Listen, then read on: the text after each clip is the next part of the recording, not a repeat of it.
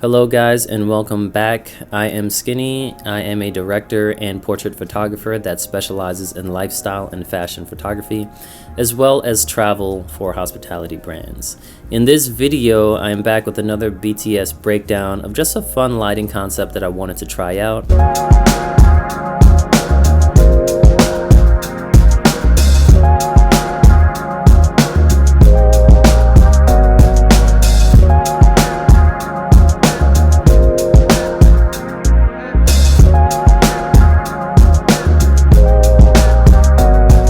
So this shoot came about because my friends at Muehleder Label were in a little bit of a jam. The location that they were scheduled to shoot in canceled on them at the very last moment.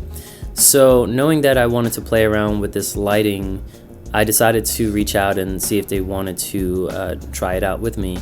So for this shoot, I am using 6 8-foot tube lights that are probably about $100 to $150 from Amazon.com.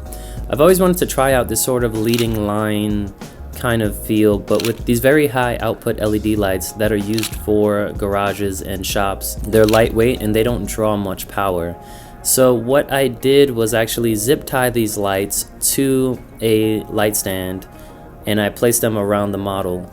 From there, I also brought out an aperture spotlight.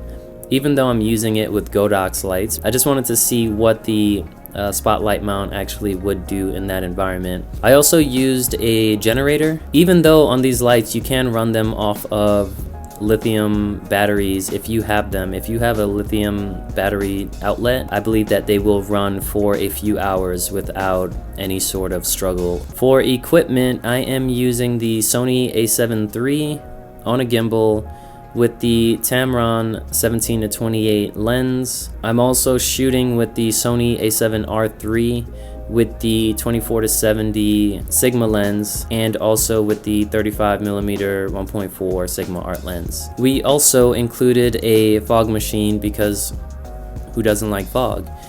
In fact, this fog machine, if you want me to do a video on it, just comment below and I'll do a whole breakdown. But I found something online. I was looking for an industrial fogger and I was not down with paying, you know, the few hundred to a few thousand for what they offer.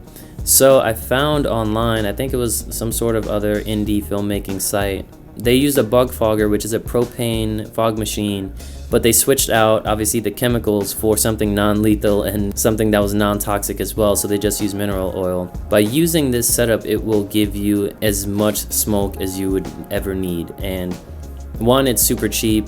2, it lasts forever, and 3, it looks great, especially backlit for night photos. I've used this on various shoots here and there, so you can definitely see that in upcoming videos. So for this shoot, we are shooting 3 different looks. We are shooting, it's a fairly cold temperature, so we are trying to move quickly, but also just capturing as much variety as we can.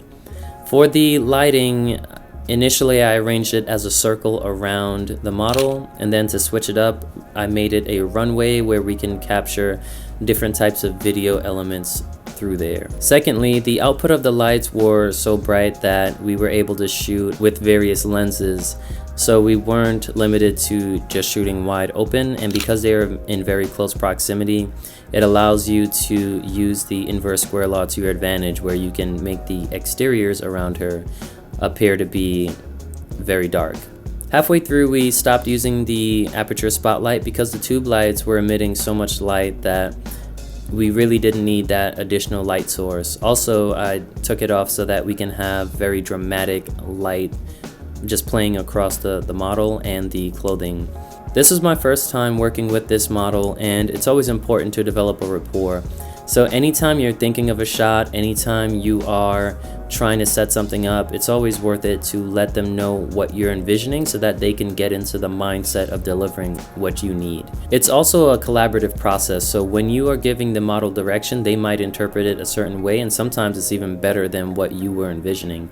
So always make sure that you are listening as much as you are speaking, and then making sure that you can shape that shoot and take the reins to bring it home to where it needs to go. So this shoot was very impromptu. We had no shot list, we had no real direction. I just showed up with some lights with the idea and allowed that location to determine what we were able to capture. With that, we were able to capture a variety of images that the model as well as the brand was happy with, and with that, that is it. So if you have any questions, please leave a comment below and I will get back to you there. Also, please feel free to follow the model and the brand. Those are also linked below. My Instagram is here at SkinnyWasHere on Insta, and skinnywashere.com if you want to check out my portfolio or any other behind the scenes that may not appear here on the tube. Please don't be afraid to try new things and experiment with lighting. That is why testing is called testing. But also, you'll be surprised of what you're able to create and how your portfolio changes by playing through there. So do not be afraid of light. Do not be afraid of cheap items on Amazon that are under $100 that you can easily return if you're not happy. And please use these things to create freely. Until next time, please do your thing, and I will see you soon.